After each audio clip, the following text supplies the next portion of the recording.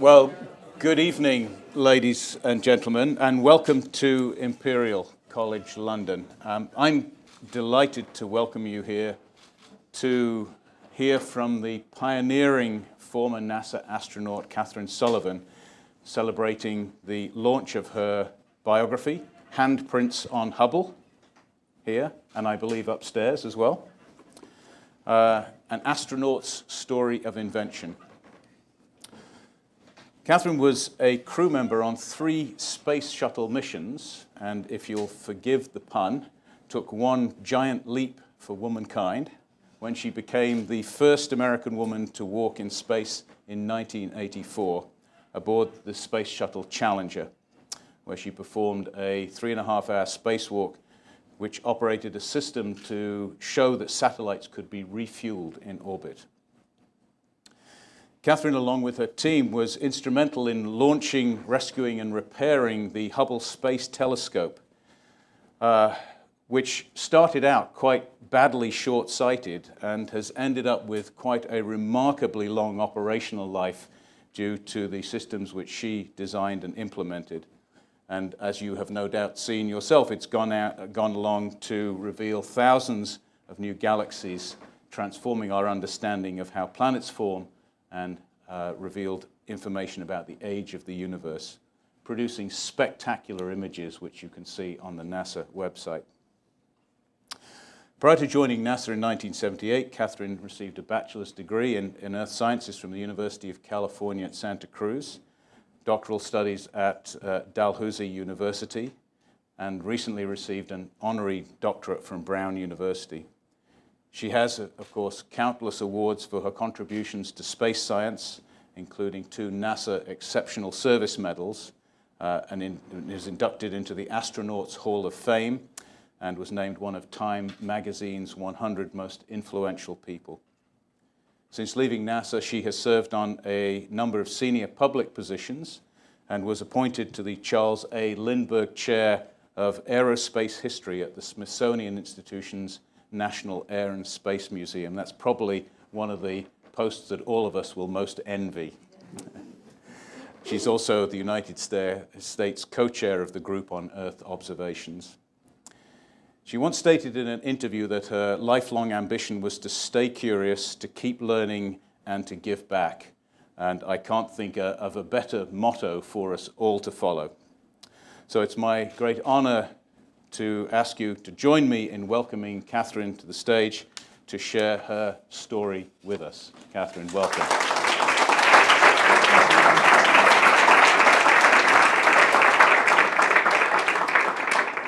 It's incredibly tacky to contradict the fine gentleman who just introduced you, but the title you really should envy me for is Ambassador at Large of the National Air and Space Museum, a complete fabrication between me and the prior director that we invent the meaning of on a daily basis. It's quite wonderful. Let me start with giving you a taste of life on the launch pad and the opening of the key chapter of this book, and then pay attention, study this photo carefully. I'm going to ask you what you think is happening here in just a moment. April 24th, 1990, found us right back where we had been 14 days earlier, suited up, strapped in, and ready to go, with the countdown clock stopped at T-minus 31 seconds again. This time, the Launch Control Center computers had halted the countdown because of an indication that one valve on a pipe used to fill the external fuel tanks had failed to close. If the indicator was correct, then just one other valve was left to prevent the fuel in the tank from leaking overboard instead of feeding into the shuttle's 3 main engines. If that happened, we could end up too low to deploy the Hubble Space Telescope, or at an abort landing site on the other side of the Atlantic, or splashed into the ocean. The launch would be canceled rather than accept that risk. If the indicator was wrong, however, think about the flaky tire pressure sensor in your car that we all know so well, then the engine system was fine, and there was no reason to scrub. So which was it? Serious problem or faulty indicator? Go for launch or scrub? This high-stakes call fell to the launch team controller responsible for the shuttle's main propulsion system, someone I still know only by his call sign, MPS. Time was not on this guy's side. The shuttle's auxiliary power units set a strict limit on how much longer we could hold at this point, just 12 minutes more. In the cockpit, we listened intently as the launch team worked out the problem. MPS, what's your status? The launch director asked. The propulsion engineer talked calmly through the data on his display. The temperature and pressure readings in the surrounding lines were not consistent with an open valve. Fundamental physics said it must be closed.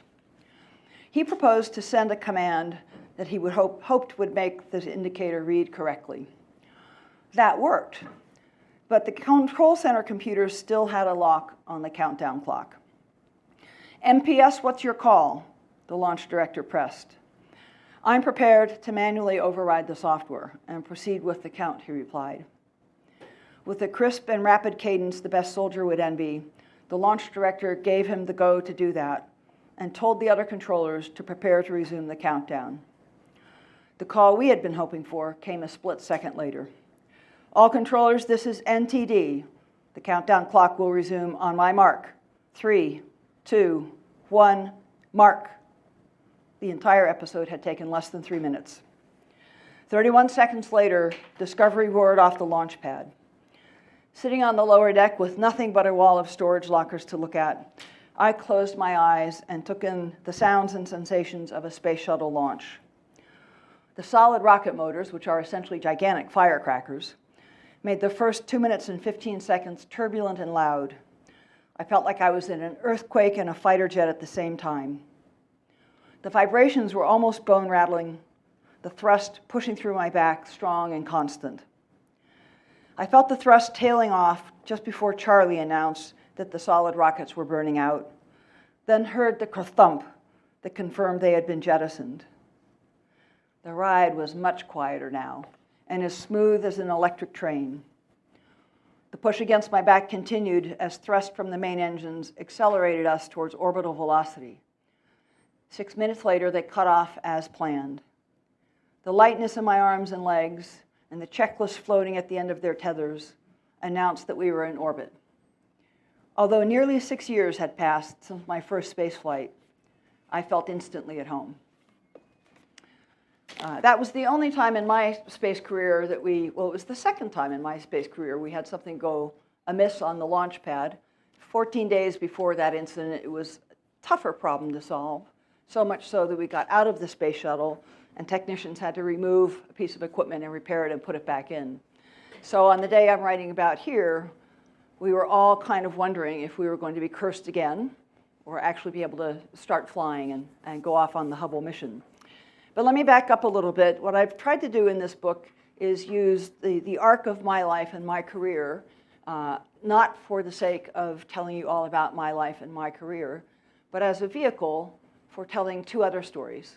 And they are the stories of a chapter in the Hubble telescope history that's been completely overlooked, but it is the chapter that has let Hubble become that great success that Professor Walmsley was talking about. And it's the people, the engineers, who did that work, who really wrote that chapter in the history, who are to Hubble what we call in the United States the hidden figures, people whose work was absolutely indispensable to the success, but in behind-the-scenes, unsung roles. With one exception, none of their names that I have ever seen has been written down or mentioned in the great sweep of Hubble history. The sweep of Hubble history is, gosh, it took an awful long time and a lot of money to build it. The next bit is, and it went to orbit, and oh my goodness, it couldn't see straight. And the next bit is, oh, thank heavens, astronauts fixed it. And then the big bit is, look at all the amazing things it's done. But oh, thank heavens, astronauts fixed it, and look at all the amazing things it's done, neither of those would have been possible or happened without this work in this time frame and these people that I was talking about. So I do start the book at an earlier stage of my life and give you a little bit of a look at how I came to be the oddly curious and adventurous young girl and older woman that I still am. And my first flight, is you see a moment on the screen now from my very first flight. I did get to become the first American woman to walk in space, but the really stunning thing about this flight that shocked the world was we were going to put 2 women on a spacecraft at once. We had seen it work twice before that a single woman on a spacecraft did not ruin everything, but now we're going to go 2, and Lord only knows what's going to happen then.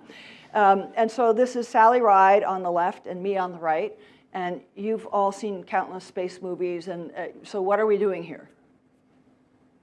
Come on. Right. All right, let me tell you what we're really doing here. It's not quite what we're doing here. Not quite.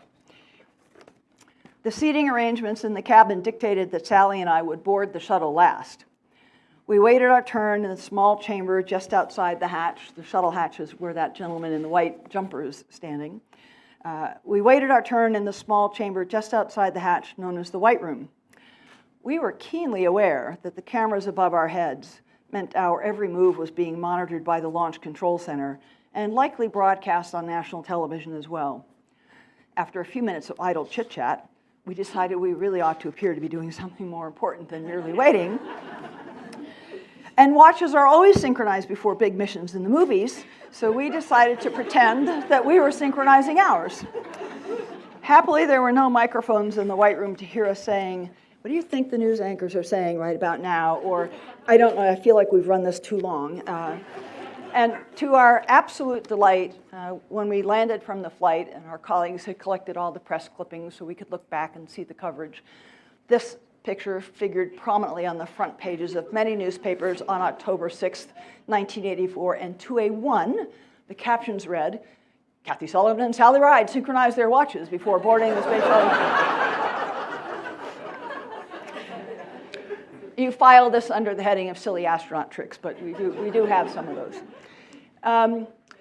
Not long after that flight landed in October 1984, mercifully soon afterwards, I was informed of my next flight assignment, which was to work on the Hubble Space Telescope.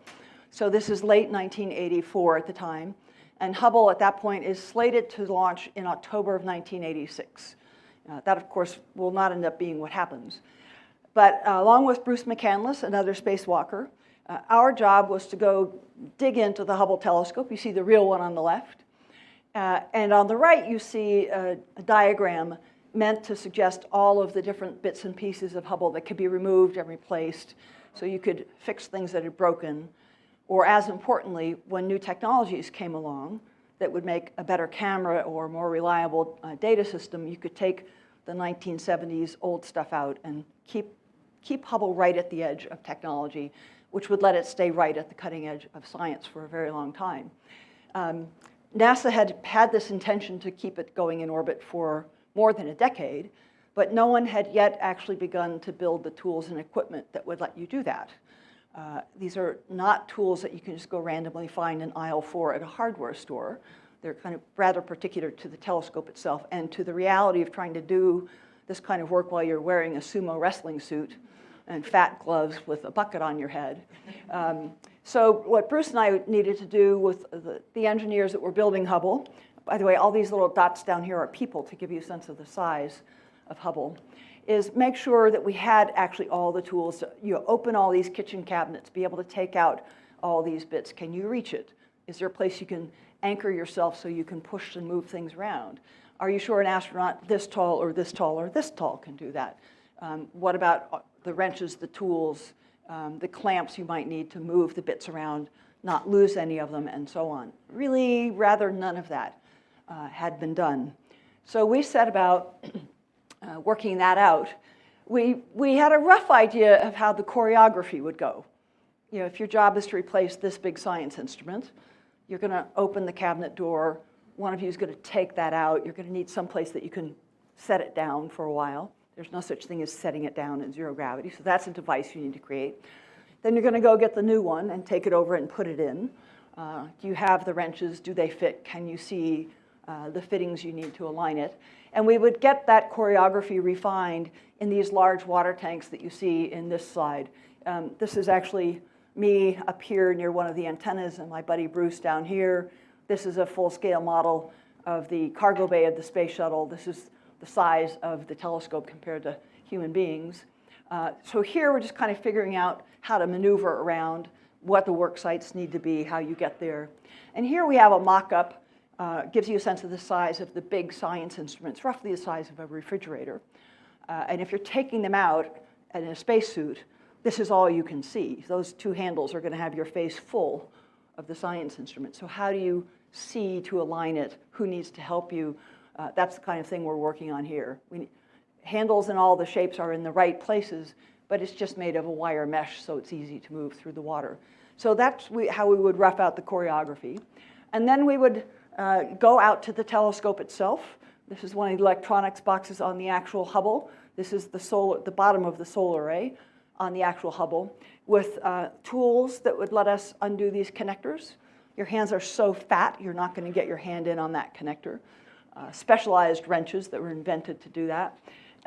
This is me, this is my buddy Bruce, and one of the British aerospace engineers, just checking, confirming all our tools actually fit, they actually work. That sounds sort of obvious. You might think, isn't that sort of overkill? But all of the bolts and all of the connectors on Hubble were built by two different manufacturers. And one of the gotchas that we found and avoided is the outer surface of one set of the bolts was just an unnoticeably little bit different than the other bolts. And just enough that when we put one of our wrenches on it and cranked, the wrench fit and it turned, but it was then locked onto the bolt. We could not get it off. And that led to one of the engineers we worked with by hand sanding down 1,100 bolts on the telescope. It was bad enough for us to discover that on the ground in California. We had squads of engineers. We had lots of other tools. If a spacewalker went up there and found, I just lost my wrench and I don't have another one, it's the end of a servicing mission. So that was why we were so pedantic, frankly, and anal about all of this. We had decided it's on us to make sure no spacewalker ever goes out to do a job on Hubble and discovers the tool doesn't fit or it breaks in the wrong place. That's on us for the next 15 years. I described a bit what it was like to get into that big chamber and work on Hubble. It was almost as intricate as suiting up for a spacewalk itself. It's just crazy complex. A number of the devices that we had to invent for Hubble, a big footplate that you could anchor yourself in and yet be able to pivot and swivel with just the touch of a toe, and a tether. A tether is usually like the little tether we use on our eyeglasses. It's a loose, floppy thing. But we needed to move some large pieces of equipment around that we dare not let waft around and bang into the telescope. So we created a semi-rigid tether, and if this can be made to run, let's see if I still know how to work technology. This is a clip from the spacewalk that Christina Cook and Jessica Meir did just a couple months ago. This is that semi-rigid tether. This is Jessica. She's got to move this large piece of equipment, about the size of this podium, far along the space station, and she needs two hands to move. So she kind of needs a third hand to hold that and keep it out of the way. So that tether is still used from, that's the Hubble device, now in use on the space station, and that footpad that we created is now plugged in on about 10 different locations on the station because it gives them also the versatility that they need. So it's quite fun to watch, inventive bits go on and come to new uses. Well, we had been meant to launch in October '86, as I said. Of course, in January of 1986, the Space Shuttle Challenger exploded. For months and months on end, it was completely uncertain if the shuttle program would resume again, if the spacecraft would fly again, what would become of all of this, and what would become of Hubble in particular. Eventually, the engineering was solved to put the shuttle back into commission, and Hubble was rescheduled, but way down the road for April of 1990. About 3 weeks before our launch date in 1990, the 5 of us went down to Kennedy Space Center. We always do a full, detailed dress rehearsal of the countdown with the mission control team in Houston, the launch control team in Florida, all of the safety and emergency people, everybody full up, just like launch day. And a tradition is the flight crew takes their emblem. This was the mission emblem we had created. And you get them made into nice little lacquered tie tack or lapel pins. Hundreds of people have been getting your spacecraft ready for you to take to orbit. Another batch of the unsung people in all of this. And we would go visit around to all of those engineering locations, thank them, meet them, say hello, and thank them for all their hard work, and give them one of those little pins as a personal gesture of thanks. And so we were handed bags, probably 1,000 of these lovely, lovely little pins that look just like that. Someone thought we should say launch team on the bottom, and they probably ran spell check on it. I mean, it passed spell check, this is, And of course, the senior officials at the Kennedy Space Center were appalled and wanted right away to, get them all back, we'll replace them. And of course, engineers being engineers, they said, no way, this is the best collector's item. So I have, that is actually a photo of one of the few I still have in my closet, because I wasn't giving them up either. But off we went on April 24th, and the next day, April 25th, set about deploying the Hubble Space Telescope. I always describe it as about the size of a school bus. I'm not sure how large school buses are in England, but for comparison, if you take a lovely red double-decker bus, cut the top half off, that's about right. It's nearly 60 feet long. It's very nearly 15 feet diameter, which means there's about this much room between the telescope and the side of the shuttle on either side. It fell to my colleague, Steve Hawley, to operate this robotic arm, grab the telescope, and very, very gingerly lift it up out of the bay. And he was petrified as he did that. In the simulators, it always moved just beautifully like that. And when he started doing it for real, it just started kind of wafting around. And he's painfully aware there's this much room. And he's painfully aware it's a precision optical instrument. And he finally gets it up. And I tell you that story because when it was discovered that Hubble couldn't see straight, Charlie Bolden, who was helping him, and Steve Hawley spent a couple of really uncomfortable months thinking, oh my God, we must have bumped it on something and we just didn't know.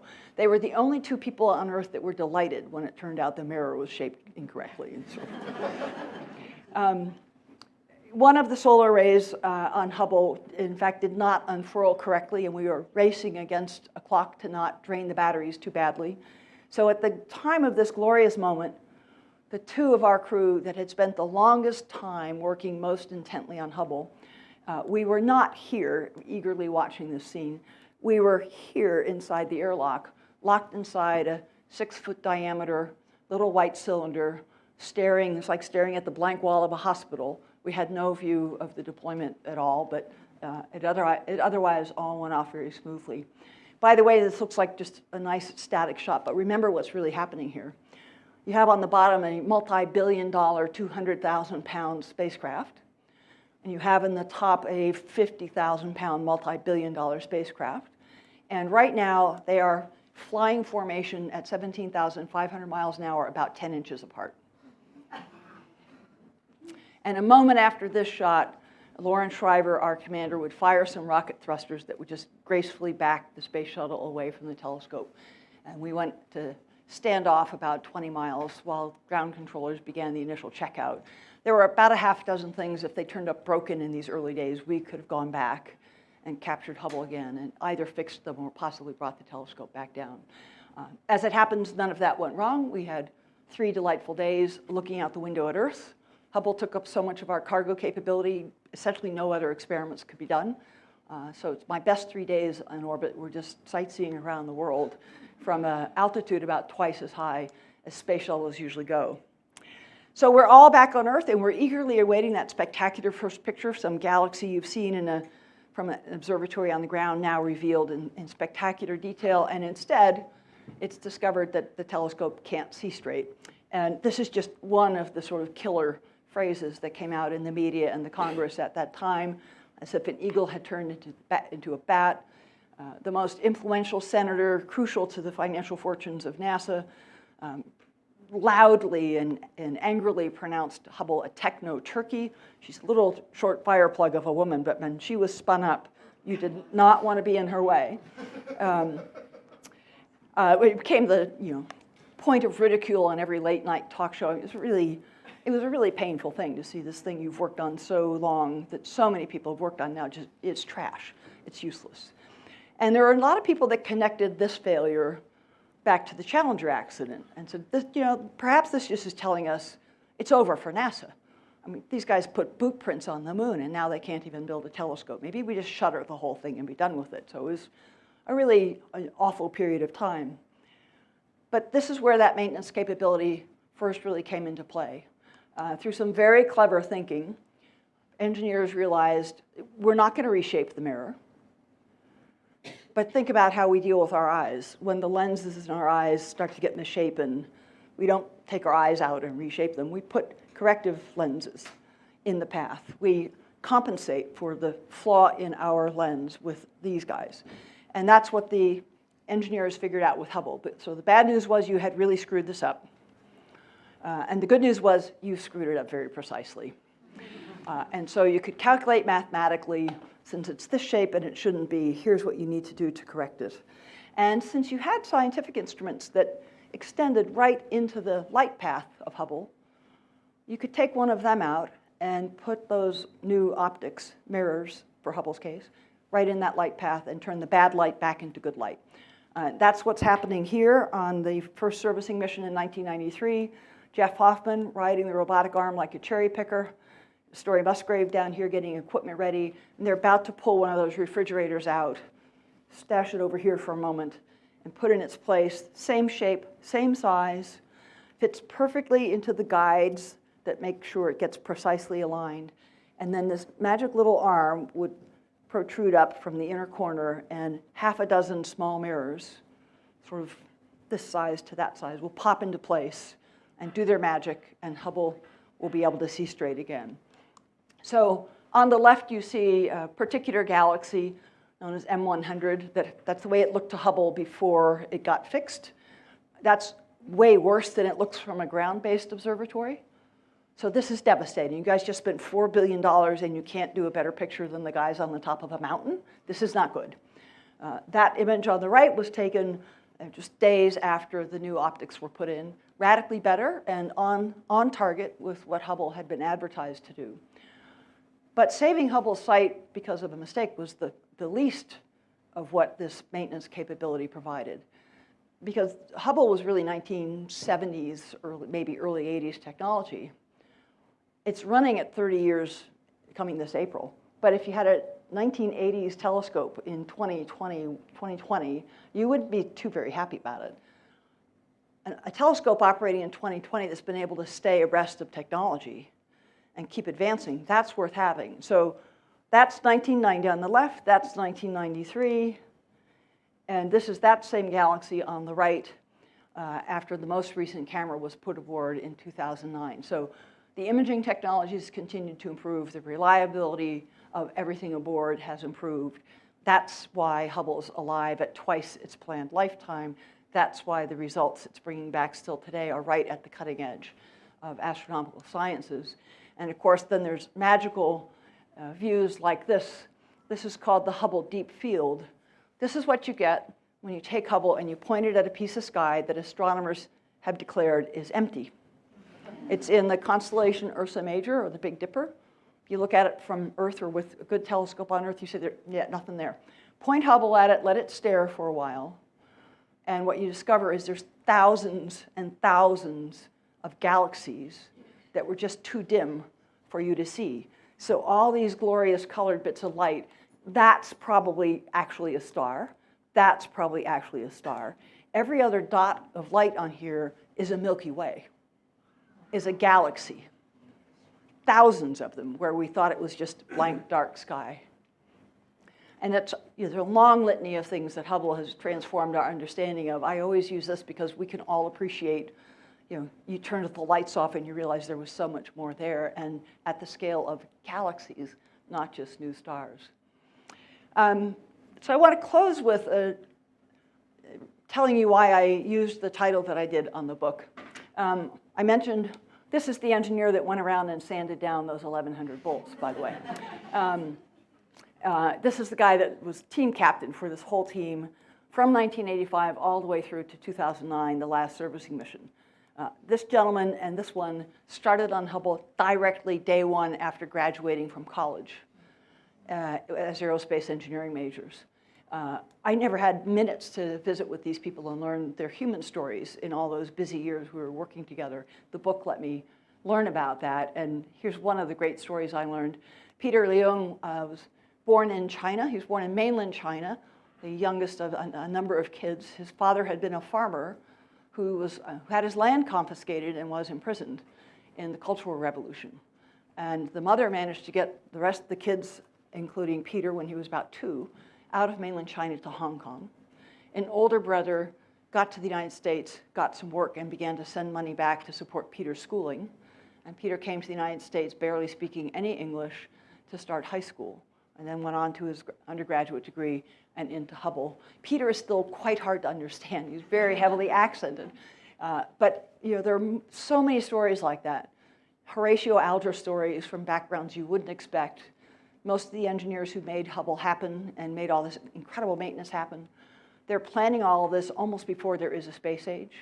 They have no space background to do this from. They were the guys that loved cars. One was the guy that loved locomotives because his father worked in the train yards. Another was the 9th of 12 children born to a migrant farm worker family, but loved airplanes and made his way through mechanical drawing, engineering draftsman into being an engineer. And none of them got their name on any of the mission patches. None of them did any of the fancy things that we saw on television. But they all left their mark on Hubble. And as I was doing the research for this book, I was tickled to learn that there are actually real handprints on the outside of Hubble now. And when this is shiny bright like sterling silver from Tiffany's when I first saw it, it's kind of more scuffed up now. John Grunsfeld was one of the spacewalkers who worked on Hubble several times. He was the last spacewalker to touch Hubble on the last servicing flight. And he took this picture to show the handprints, the scuff marks, that he and fellow spacewalkers left on the outside of the telescope. And I was taken with the fact that there are now visible, tangible handprints on the outside of Hubble. But there are also these metaphorical handprints that all these other engineers left. And I liken these in the book to being the tip of an iceberg. They are there and they are impressive, but they just barely hint at all that lies below and behind that you can't see, probably haven't heard of, but is nonetheless why it is such a spectacular looking glass and why it has done so much to revolutionize how we understand the universe around us. I'm absolutely proud, it's the proudest thing in my space career, that I have one of those metaphorical handprints on Hubble. So I hope you enjoy the book, if I've tantalized you to picking one up and reading it, and I thank you very much for your attention tonight.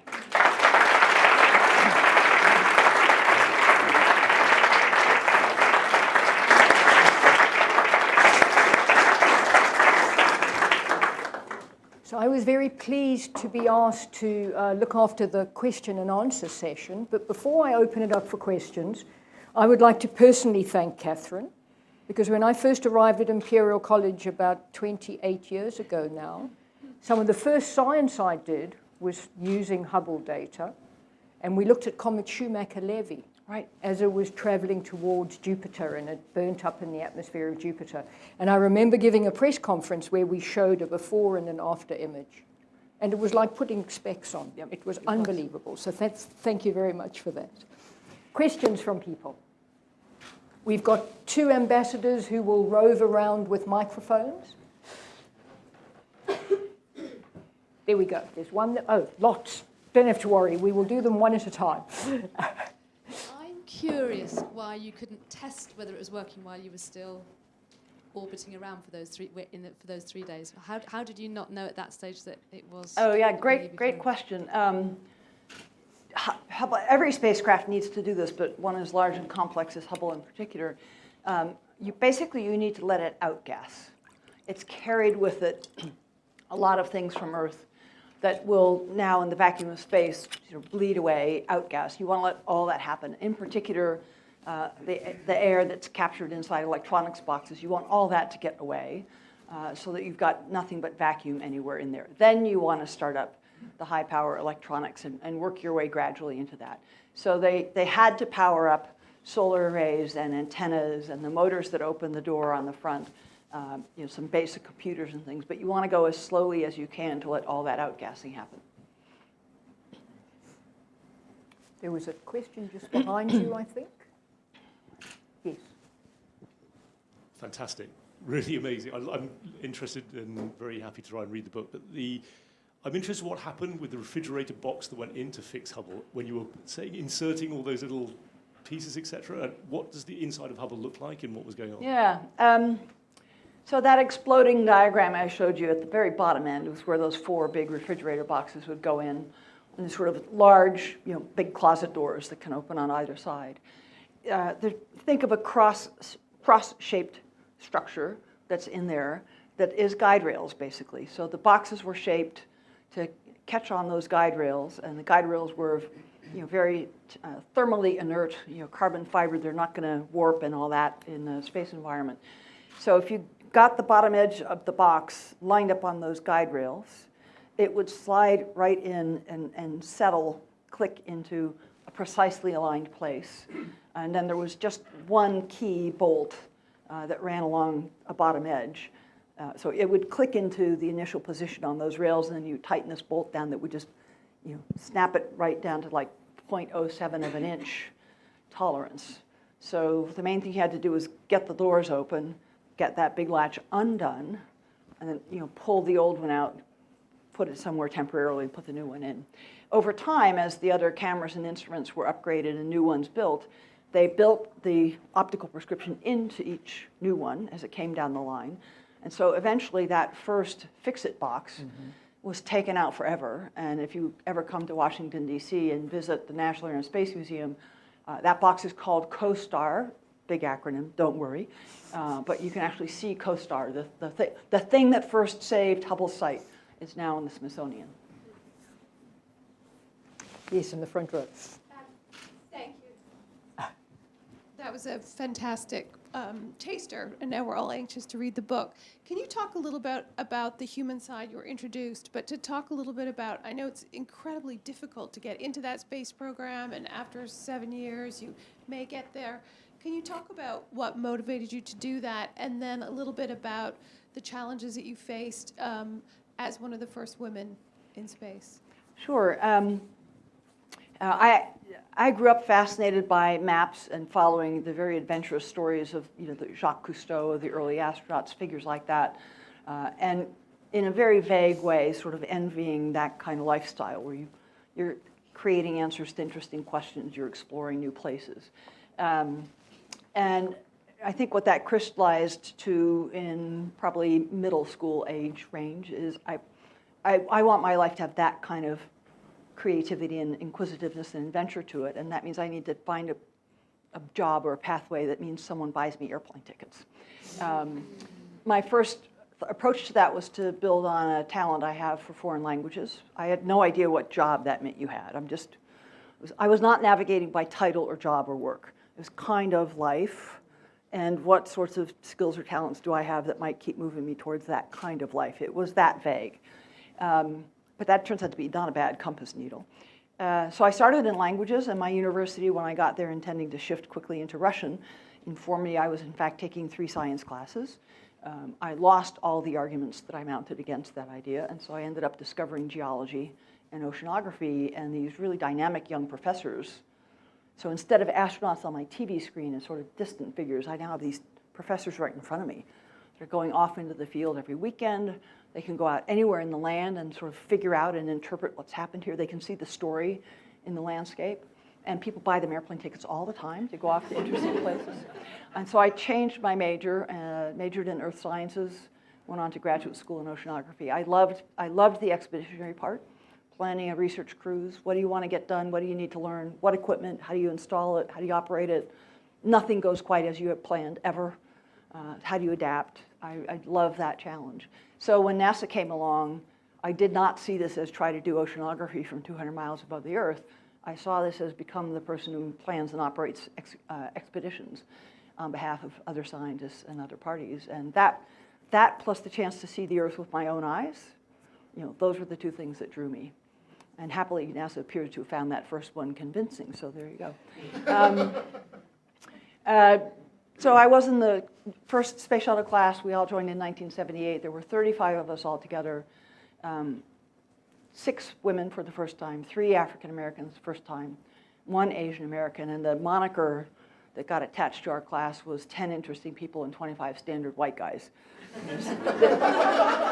The media was entirely besotted with the 10 of us they had never seen before. And sort of like, right, we've seen you guys before, go ahead. Back to the gym, go have fun. You know, to be brief about the, being a woman going into something like that for the first time, NASA had the smarts to not have enough of a group of us, that we were not sort of alone and one individual becomes the archetype or presumed to be representative of every other woman out there. We were just different enough in a number of ways. I think that helped us all. The people who chose us and we and our classmates knew and credited, we got in on the same basis as everyone else. No one got cheaped out to get in, and we knew we could hold our own. Then you have to go prove it, of course, but we knew that. And the other thing is, you know, if you walk into an organization as the first something strange, and at junior level, you're going to get all the teasing and hazing that probably comes to anybody junior, and maybe a double dose because I've never seen someone like you here. And it's a little bit trying to make sure you can take it, and sometimes it's just people being nasty. But if you walk in, even though you've never seen someone look like you before, but you walk in as the chairman or the CEO or the admiral, you're going to get a spell of being treated like the admiral. And then we're going to watch and see if you can really deliver. We walked in with the fanciest title that NASA has. And I think everyone sort of knew, although I've never seen an astronaut that looked like you, I know what happened anytime I didn't act properly around an astronaut. So you're going to get this act properly moment, and then we're going to see how you really do. So, really, I really never had anyone just viciously, badly, awfully, terrible and misogynistic kind of stuff. Some skepticism probably in a few quarters, but then you just, okay, be skeptical, watch. Yes, Sorry, yes, in the just because front. you brought it up, what was your Just wait for the, sorry. just because you brought up the whole woman moon and not being a big thing, what was your reaction to the delay in the dual spacewalk for the two wonderful astronauts who managed to get out in the end, but were originally delayed by a couple of months because of the wrong size spacesuits? Yeah, the media wanted to cast that as they only had male spacesuits and how silly, why don't you have female spacesuits? That spacesuit, the one I wore, the one Jessica and Christina wore, the design was sincerely designed to be agnostic about gender and just be about the stature from 5th percentile sized human being to 95th percentile. And we call it a Mr. Potato Head suit, so it's not tailored to you. You build a certain number of arm segments that are this big, and upper arm and so forth, and you can mix and match those bits to fit anyone from that size to that size. That's the theory. And that will work if you cut the size divisions, what is small, medium, large, extra large, if you cut them fine enough, and if you build enough pieces of each, that will probably work. You will be able to fit that range. So NASA, in the end, did not cut the size bins finely enough and did not build enough equipment. So there's not much of that inventory left. That suit was built in the late 1970s, early 1980s. They're sort of expending the inventory they built back when. They've not been replenishing it. So they've got a terrible logistics problem. If I only have so many, they can only spend so much time in the station, then they need to come down and be refurbished. And you get into a dominoes game of did you have the right piece in the right place when you wanted it to be there. Their bet was a medium and a large would be the best likely fit for all of these spacewalkers coming over 6 months. And Anne McLean, one of the other women in the first attempt at that, believed, based on training, that she could work in either size, but discovered when she did her first real spacewalk, she needed to be in the same size suit as Christina, and there was only one of them. So the decision to drop that and go on with Nick and Christina instead of Christina and Anne, that was actually Anne's decision to relinquish that suit because it was not a good fit for her and it was a better fit for him. And it's hard work on that, the task they were doing on station. So there's no place for pride and there's no place for optimizing around a press release instead of optimizing around getting it done. I think we have a question Yes. in the front. What motivated you to work for NASA in the first place? They had spaceships and they would let me see the Earth from orbit. And I think there's a question at the back, second to back. Oh, there's lots of questions. We'll come to you next. Do you mind going to the lady at the back? Thank you very much for that. I can't wait to get my hands on the book, so I won't be sleeping tonight, honey. I'm going to be reading the book. My question is kind of building on the human side too. Can you talk about the team dynamics? Because you talk about the external world focusing on the astronauts, but what about internally? Presuming people were focused on the mission and the purpose and the values, understanding their role and their contribution to the wider piece. Can you talk a little bit about the dynamics and how the leadership created that environment for people to thrive? Yeah, it's, so you've just taken a whole bunch of 1%ers from the test pilot world and the medical world, and you've put them all in a batch. And so everyone's pretty hard-charging, purposeful, focused, self-disciplined, competitive, but mainly, I think our group and astronauts by and large, mainly competitive with doing their best. So some of the cultural dynamic was what I call very much fighter squadron dynamic, where part of doing your best is you sort of jab at each other a bit. So come on, I'll beat you to the corner, and you rile each other up to do your very best, and that can work. And sometimes it feels like rousing each other up, and sometimes it feels like you're trying to disrupt me, so I don't do as well, so that you will show up better than me. I think that intent was rare, but the competitive style was definitely there. The fact that the shared purpose of a mission and high-stakes missions, both the cargo is high-stakes missions, and everyone's keenly aware, this is riding bombs for a living, and you've all got to do everything really exactly right, or we won't bring people home.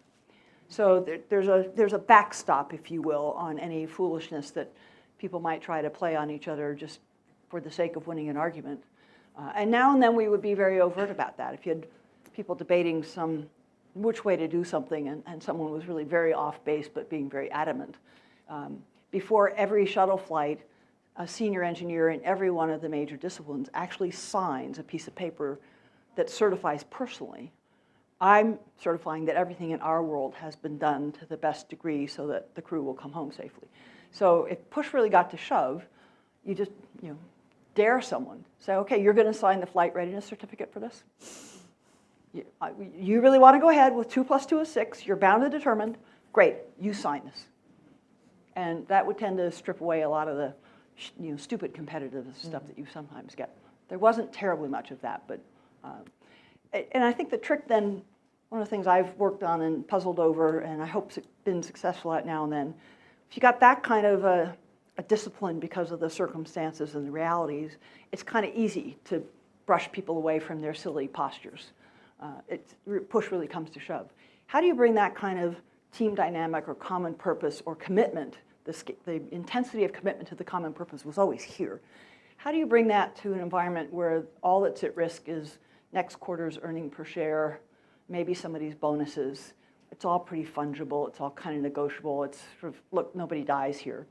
And I don't think you can get all the way there. But if you could bring a dose or two of that kind of deep commonality of purpose and commitment, what kind of percentage improvement could you get in an organization and its passion, its purpose, and the way people, it's about how you come together to do the work. It's not just what the work is, it's how you come together to do the work.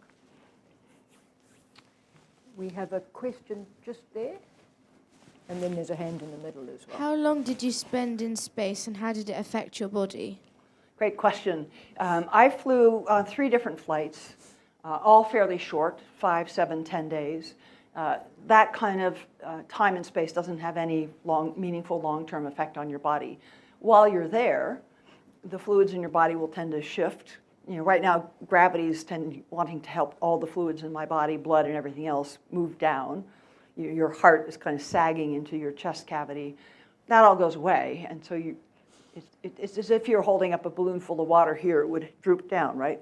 If you got it in zero gravity, it would become a perfect sphere. So your body will do that. Your heart will change shape. Your face will look a little puffy for a while as your body redistributes the fluids. Your eye will change shape a little bit. But for 5, 7, or 10 days, that all goes back to normal pretty swiftly after you come back. Christina Cook, who just landed a month ago, after 11 months in orbit. Scott Kelly, who spent over a year in orbit. Their recovery time, their return to normal time would be longer. The thing you notice most, however long you've been up there, right when you come back, is you've never realized how heavy your limbs are, and now they feel like they're made of wet concrete or something. And And your balance system is messed up for a little while because in space, you get your sense of orientation just from your eyes. Down here, it's your eyes and something called the semicircular canal in your ear. That stops working in zero gravity. And it turns out your brain has very little trouble getting used to it not being there. But when you come back to Earth, it's suddenly a bit confused. So if I were just coming home and walking this way and turned my head that way, I would feel like I had tipped that way. And so you'll see people looking a little bit drunken if they're walking after they come back to Earth. The ship just rolled kind of thing. It's actually very much like if you've been on a ship or a boat for a long time in the waves, and you come back to solid land, your body is still pretty convinced that there must be waves out there somewhere.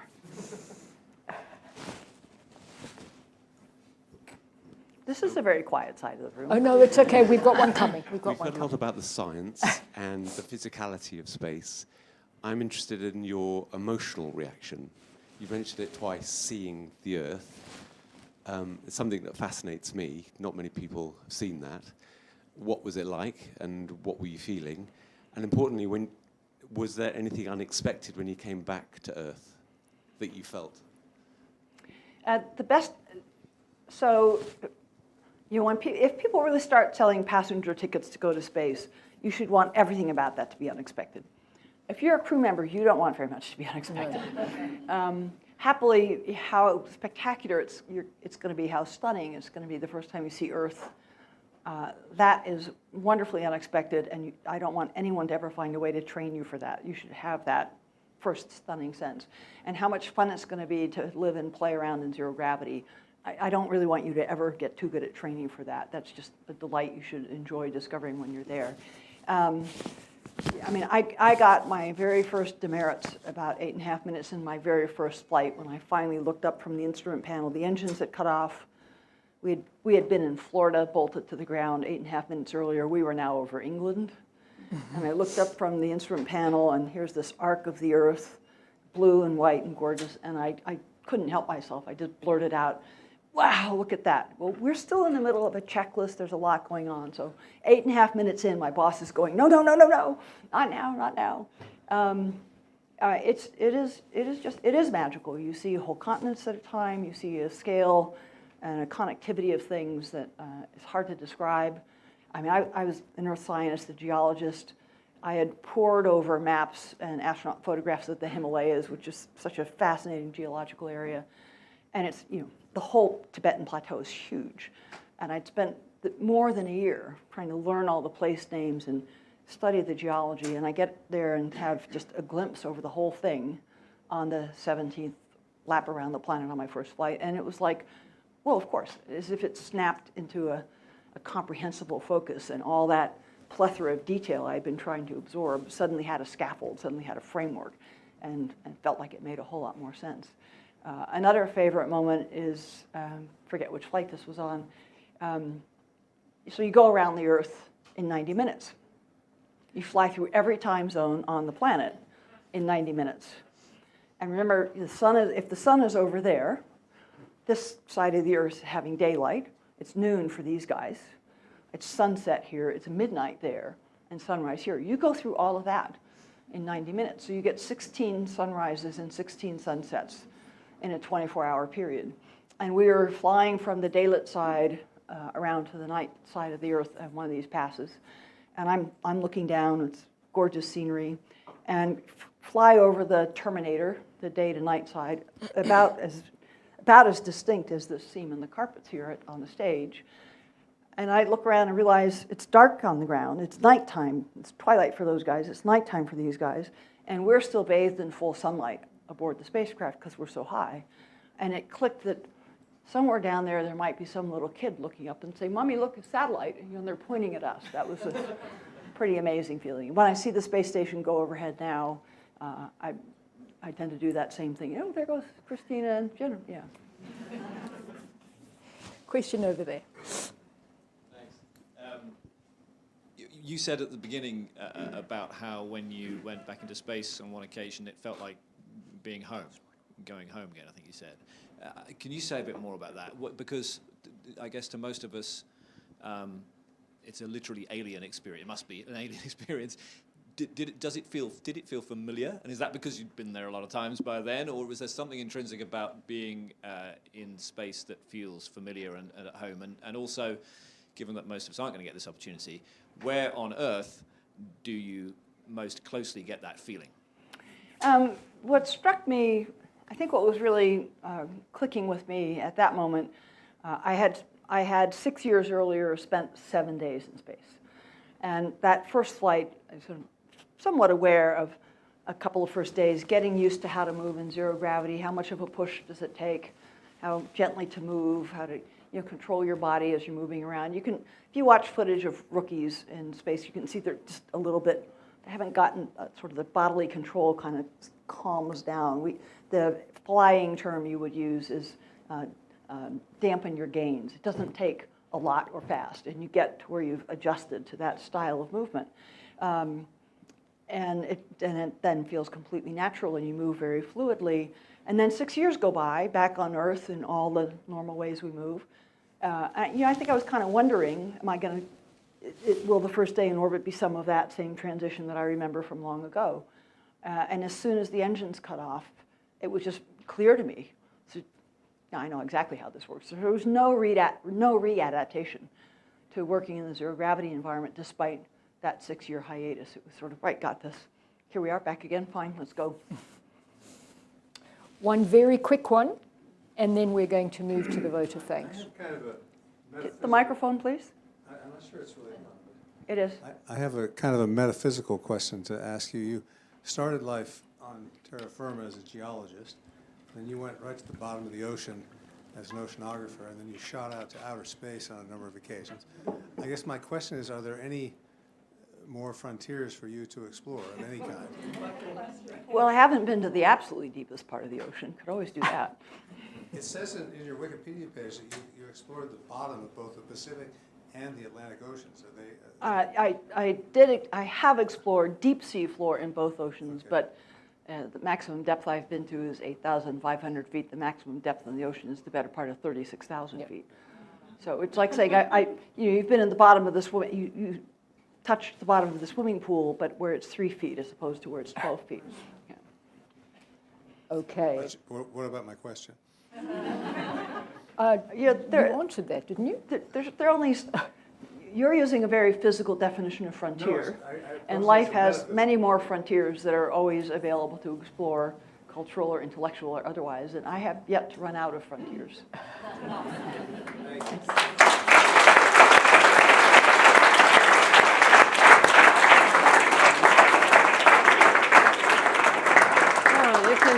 Don't go away. Don't go get to away. sit This is down. the don't go part. You don't get to sit So down. I'm going to right. hand you over to Alice Gast, the president of Imperial College, who's going to give the vote of thanks. So it's a vote of thanks in Britain, which I'm very honored, absolutely honored to give.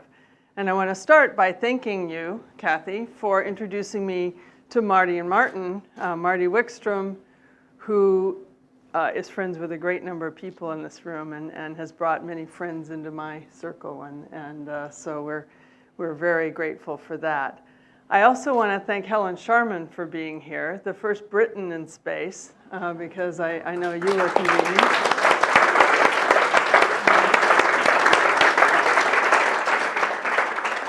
So that gives you even more people to ask what's on their bucket list now after what they've done. I want to welcome the school children who've come and joined us, who I'm sure are looking forward to asking you a more private question. And I want to really thank you for absolutely for bringing this story to us and to everybody. I've known Kathy for a while on terra firma, terrestrial, and I've always known of her keen intellect and her toughness, and I think those both come through. Her keen intellect in the way she describes all the many elements of her experiences in this book, and her toughness. Who can imagine sitting there going, "Oh, I hope they don't scrub it. Oh, just, if the valve's okay, let's go." And it's really very exciting to hear your story. But Kathy, you're also so much more than just the story of an astronaut. It's a story, obviously, of an astronomer, You've been critically important in getting the images, and clearly you've been following those images and you bring them to life for all of us and their value. You're a biographer. The many stories of the people behind the scenes are really very important and really exciting. And obviously you're a mechanic and can build repair kits and invent repair kits, and so I'm sure you're very handy. Wherever you're exploring in the world on the rest of your bucket lists, I'm sure you'll be well prepared to repair anything, any vehicle that breaks down. But I just want to thank you, because bringing this story to life, as you say, the arc of your life, which is incredible, along with the story of the Hubble and the story of the great people behind it and the story of the science, is really wonderful. So thank you very much. Thank you.